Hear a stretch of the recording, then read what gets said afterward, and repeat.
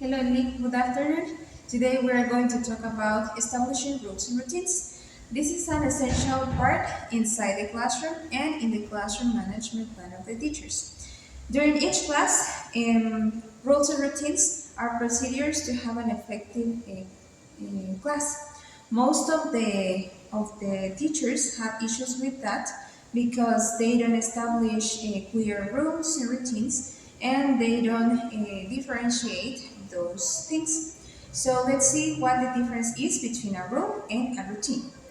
A rule is a short instruction for a conduct or action that everyone is expected to follow. And a routine is a sequence of recurring tasks or actions. The next topic we have classroom rules.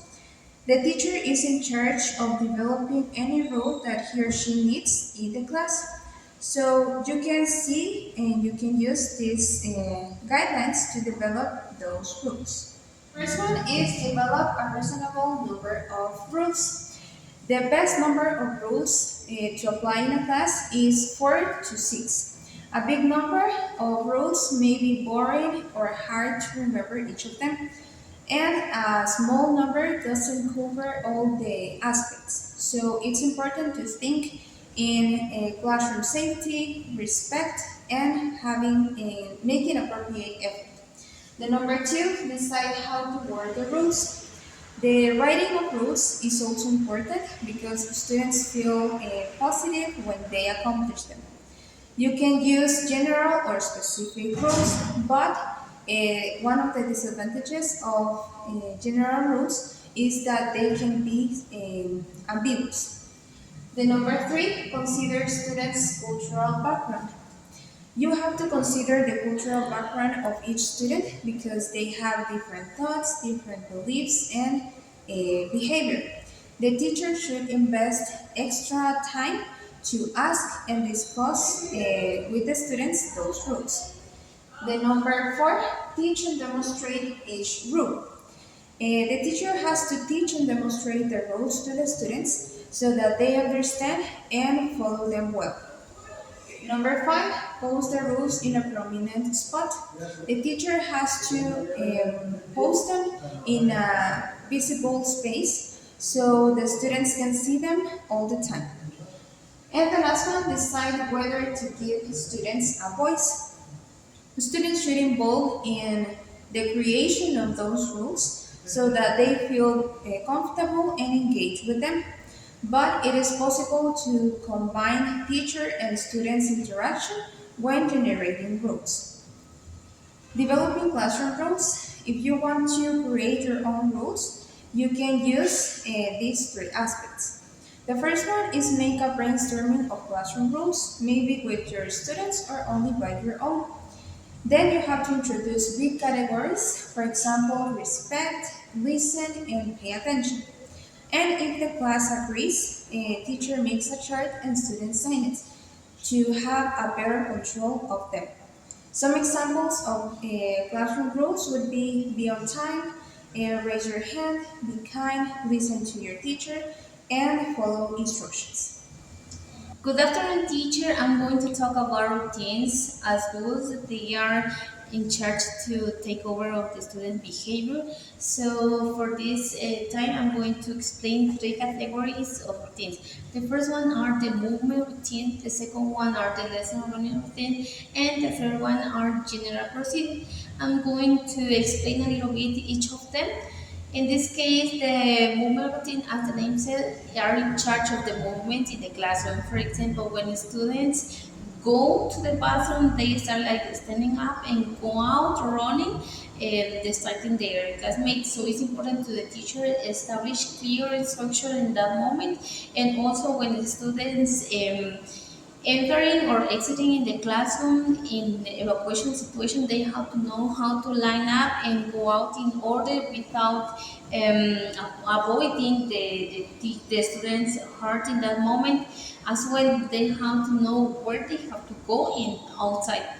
And the third one is when the students start like drinking water constantly, they have to open the water, or the teacher say, please, yes, you can go, but wait a little bit because I'm explaining that topic. So, or they says like, teacher, can I go and buy a bottle of water because the weather is affecting them in that moment.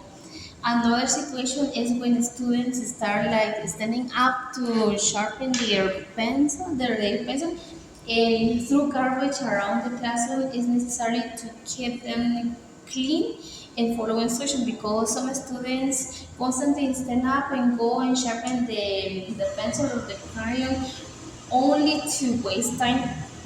Another action that they have to follow is when they have to ask for permission. For example, when they say, teacher, may I go and wash my hand, or may I go to wash my face, or can I blow my nose?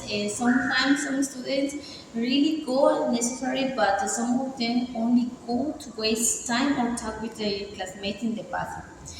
The second category are the lesson oriented things.